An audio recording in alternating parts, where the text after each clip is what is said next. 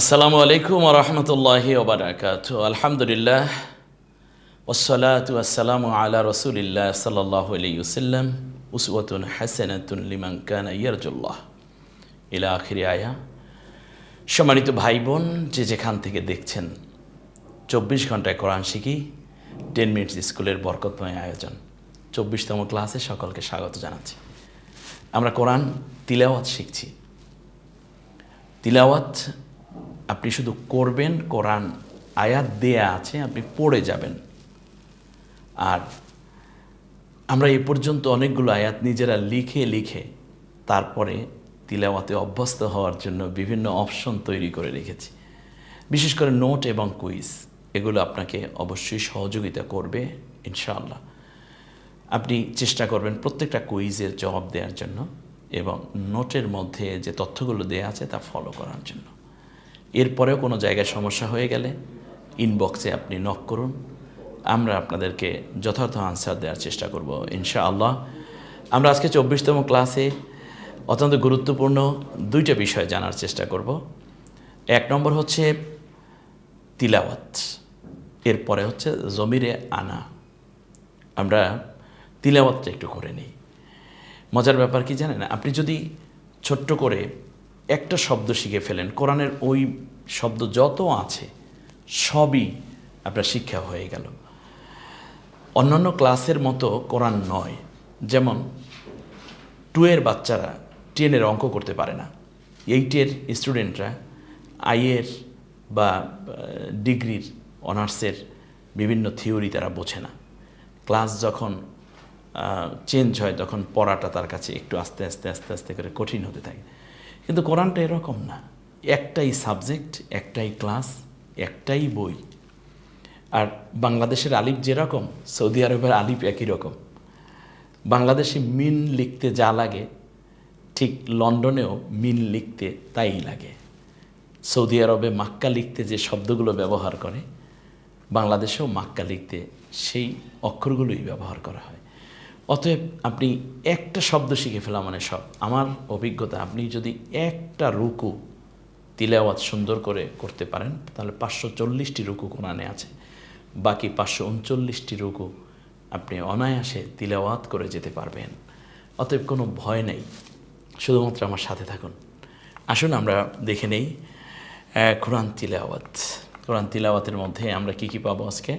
সূরা বাকারা, কোরআনুল হাকিমের সূরা বাকারা, এখান থেকে আমরা নিয়েছি। মাদানী যুগে অবতীর্ণ এই সূরাটা। আমরা 286টা রুকু আছে, আয়াত আছে, রুকু আছে 40টি। আসুন আমরা সরাসরি চলে যাচ্ছি এখানে। আমি যেটা বলি সেটা শুনুন। এটা হলো আলিফ, এটা লাম, এটা মিম। এটা তো আপনি চিনেন বেশ, খুব তাড়াহুড়ো করার দরকার নেই। 29টা অক্ষর দিয়েই গোটা কোরআন সাজানো, জের জবর পেশ দিয়েই গোটা কোরআন সাজানো, যজম এবং তাসদিদ দিয়ে গোটা কোরআন সাজানো। এইটা আল্লাহর রহমত আপনাদের জন্য কোনো কষ্ট হবে না, শুধুমাত্র আপনি দীর্ঘ থাকুন। আমি শিখছি কোরআন। এটা হলো দাল। আমি এটাকে জাল বানাতে যদি বলি, আপনি কি করবেন? এটার উপরে একটা নুক্তা দিবেন, তারপর একটা লাম, তারপর একটা কাফ। আলিফ লাম কাফ, এই যে মাঝখানে একটা স্পেস আছে, এখানে আমি তা বানাতে বলবো। আপনি কিভাবে তা বানাবেন? উপরে 2 নুক্তা দিবেন, তারপরে এটাকে বা বানাতে হলে কি করতে হবে? নিচে 1 নুক্তা দিতে হবে।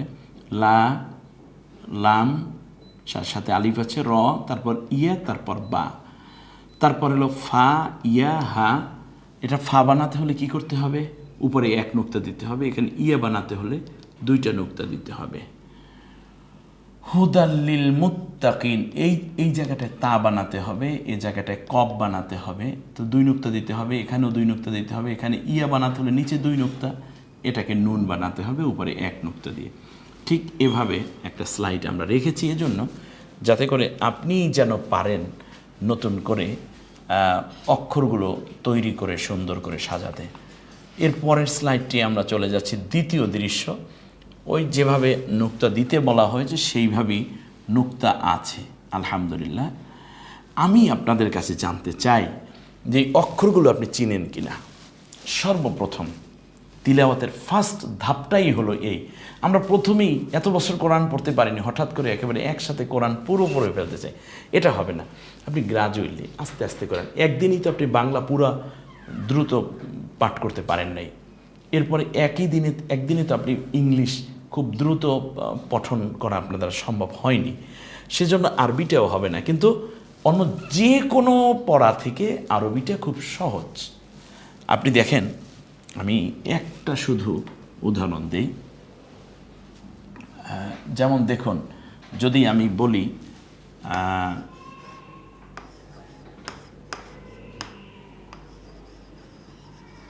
ন্যাশনাল, যদি আমি বলি এভাবে ন্যাশো, এখানে TIO মিলে হয়ে গেল স, তালব্যস্য হয়ে গেল, অথবা আমরা এটাকে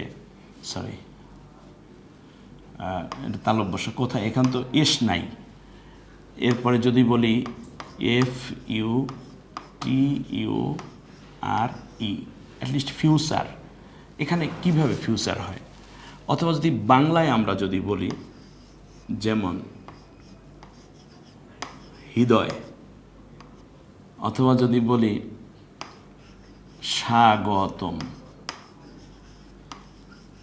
এরকম কিছু শব্দ আছে যে শব্দগুলো উচ্চারণের ক্ষেত্রে, যেমন আশ্বিন, এই তালব্যস্য হয় ব ফলা দিয়ে, তো ব ফলাটা উচ্চারণ হয় না, কিন্তু শটাকে একটু শক্ত করে উচ্চারণ করি আমরা।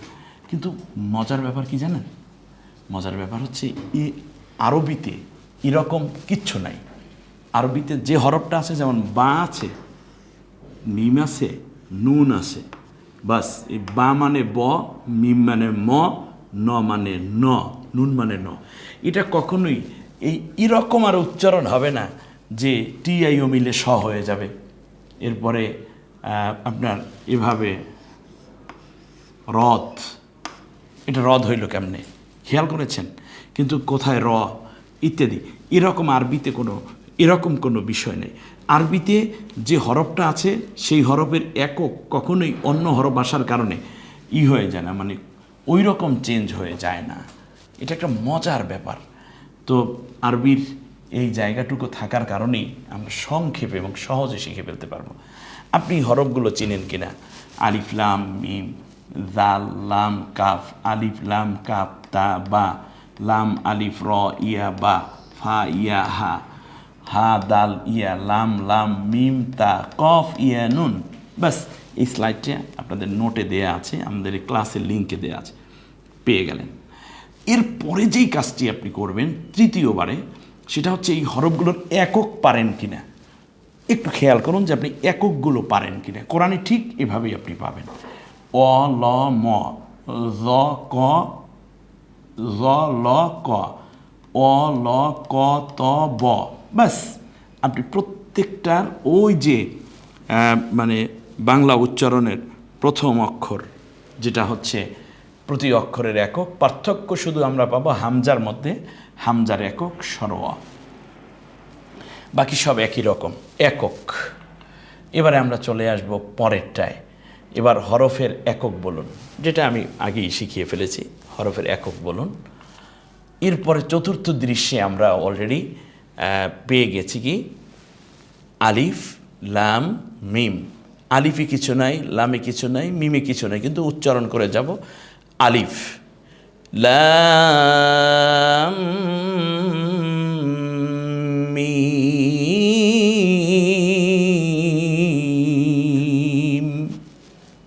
চার আলিফ, লামে চার আলিফ, মিমে চার আলিফ, বাস।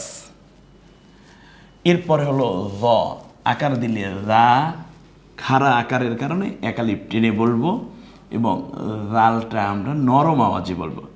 রা, লকে রস্বীকার দিলে লি, ককে আকার কা, কারণ কাফের একক ক। যালিকা, যালিকা, কার পরে আলিফ আছে, লাম আছে, কারণ কাফের সাথে তো আর আলিফ নেই, এই আলিফে কিছু নাই, আমারও কোনো চিন্তা নেই। কা থেকে আমি চলে যাব লয়ের কাছে, এলো কা আর এ হলো ল। লটা হবে হসন্তের মতো, যেহেতু যজম হসন্তের কাজ করে, তাহলে কাল, ককে রস্বীকার, তকে আকার, কি তা বু, লা জবরের পরে খালি আলিফ আমরা এক আলিফ টেনে বলবো। লা, রকে আকার দিয়ে র, তারপর রস্যই রই, বকে আকার বা। লা রয়বা, লা রয়বা এক আলিফ টেনে বলবো লায়ের মধ্যে, র, তারপর রস্যই রই, বকে আকার বা। লা রয়বা, সোয়া লাম ইয়া সাল্লাল্লাহু আলাইহি ওয়াসাল্লাম, নিচে জিম দেয়া আছে মানে জায়েজ। এটা হচ্ছে জ্যোতি চিহ্ন। এটা নিয়ে আমরা একটা ক্লাসে ইনশাল্লাহ আলোচনা করব যে কোরআনের মধ্যে যেমন আপনাদের দাড়ি, কমা, কোলন, সেমিকোলন, ড্যাশ, এরপরে উদ্ধার পেন ইত্যাদি যেগুলো থাকে, উদ্ধার কমা, হাই পেন, এই যে জ্যোতি চিহ্ন যেগুলো কোরআনের মধ্যে এগুলো আছে, আমরা এগুলো দেখে নেব। সাল্লাল্লাহু আলাইহি ওয়াসাল্লাম, রাসূল সাল্লাল্লাহু আলাইহি ওয়াসাল্লাম এখানে জায়েজ মনে করেন থামাকে, এই জন্য এই চিহ্নটা দেয়া আছে।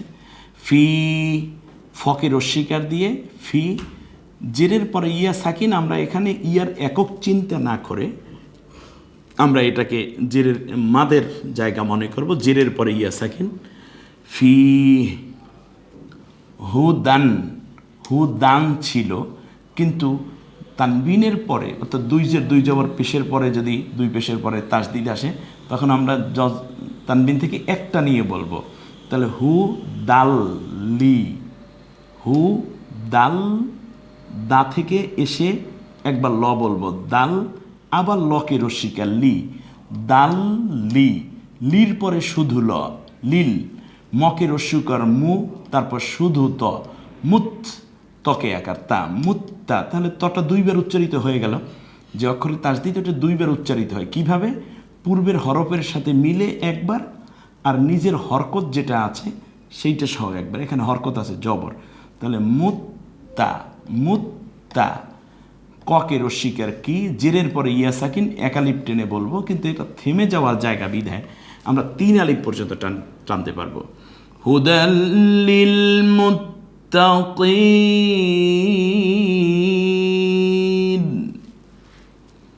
আলিফের উপর জবর ধরেই পড়তে হবে। এটা যেহেতু এমন শব্দ, প্রথমে যদি আল্লাযীনা আসে কোনো শুরুতে, তাহলে আলিফের উপর জবর ধরেই আমরা পড়বো, বা এই জবরকে চিন্তা করে এখানে। তাহলে জবরের আলিফের উপর জবর দিলে আ, আল্লাহ, আল, আল্লাহ, যীনা, আল্লাযীনা, ইউ। হামজাটা যে কোনো হরফের উপরেই আসুক না কেন, সেটা ইয়ের উপরেও হামজা হতে পারে, ওয়ার উপরে হামজা হতে পারে, আলিফের উপরেও হামজা হতে পারে। যখন যে অক্ষরের উপরে আসুক না কেন, আমরা সবাই মনে রাখবে এটা, যে হামজা যে অক্ষরের উপরে আসুক, হামজাই প্রায়োরিটি পাবে। এখানে ওই যে অক্ষরের উপরে আসছে সেই অক্ষরটা না। তাহলে ইউ ও, ইউ ও, ইয়ার উপর পেশ দিলে ইউ, তারপর হামজা সাকিন, ইউ ও, মকে রস্যিকার মি, নকে রস্যুকার নু, পেশের পরে ওয়াও সাকিন। এখানে কি করতে হবে? এখানে আমরা ওয়ায়ের একক চিন্তা করব না, আমরা মনে করব পেশের পরে যেহেতু ওয়াও সাকিন, এই জন্য আমরা এক আলিফ টেনে বলবো। নু, নকে আকার না, ইউ মিনুন, আল্লাযীনা ইউমিনুনা, আল্লাযীনা ইউমিনুনা, বি, আলিফ আছে, কোনো চিন্তা নেই, আলিফে কিছু নাই, আমার কোনো চিন্তা নেই। এটা যদি জবর হতো আলিফের উপরে, বায়ের উপরে, তাহলে আমরা এক আলিফ টেনে বলতাম। কিন্তু এটা হলো জের, জেরের পরে আলিফ, মানে আমার টানার দরকার নেই।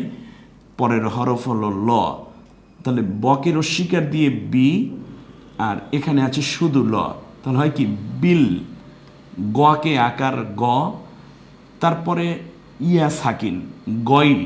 জেরের পরে ইয়া সাকিন হলে এক আলিফ টানতে হতো, এটা আপনাদের মনে আছে। যেমন পেশের পরে ওয়াও সাকিন হইলে এক আলিফ টানতে হয়, জবরের পরে খালি আলিফ হলে এক আলিফ টানতে হয়। কিন্তু এখানে আছে জবরের পরে ইয়া, সূত্রটা ছিল জেরের পরে ইয়া হইলে এক আলিফ টানে, যেমন এখানে জেরের পরে ইয়া, এখানে আছে হলো জবরের পরে ইয়া, অতএব কোনো টান নাই। তাহলে গই, ইয়ার একক বলুন, গই বি, বিল গই বি, আল্লাযীনা ইউমিনুনা বিল গায়বি ওয়া ইউকি, জেরের পরে ইয়া সাকিন, ককের অস্বীকার দিয়ে কি, জেরের পরে ইয়া সাকিন, একালিপ টেনে বলি কি মুনা, একালিপ টানলাম কেন? কারণ পেশের পরে ওয়াও সাকিন, মকের অস্বীকার দিয়ে মু, ইউকিমুনা, নার পরে আলিফ লামে কিছু নাই, আমারও কোনো চিন্তা নাই, না থেকে সোজা সদের কাছে চলে গেলাম, না স, লা ওয়াই কিছু নাই, আমারও কোনো চিন্তা নাই, লটাকে একালিপ টেনে বলবো কারণ খাড়া জবর, সলা তা, গোলতা এটা তা, সলা তা, অমিম্মা, অমিম, মিম্মা, এখানে 3টা মিম আছে টোটাল, এগুলো একটা মিম আর এখানে 2টা মিম। তাহলে প্রথম মটাকে রস্মিকা দিয়ে মি বলে ফেলি, তার সাথে পরের মটাকে যজমের মতো প্রথম দিকে আসব মিম, তারপর মকে আবার আকার দেব কারণ তার চিহ্নের উপরে জবর আছে, তাহলে মকে আকার দিয়ে মা, তাহলে মিম মা, তাহলে 3টা ম হয়ে গেল, মিম মা, মি ম মা, মিম্মা, ওয়ামিম্মা, র, ঝাক, ঝাক, ঝকে আকার কলকলা করে কফ বা চিম দাল তহ কফ, 5টা হরফে তার যজম হলে কলকলা করে পড়তে হয়। রজাক না, না হুম, নকে আকার দিন, হকের অস্বীকার, তারপর শুধু ম, রজাক না হুম, ইউন, ইউং, ওই ফাও কফ ও কাপ নুন সাকিনের পরে ফা এসেছে, এই জন্য নটাকে অনিশ্বারের মতো করে চন্দ্রবিন্দু নিয়ে পড়তে হয় এভাবে, ইউং ফি কুন, ওয়ামিম্মা রাযাকনাহুম ইউনফিকুন,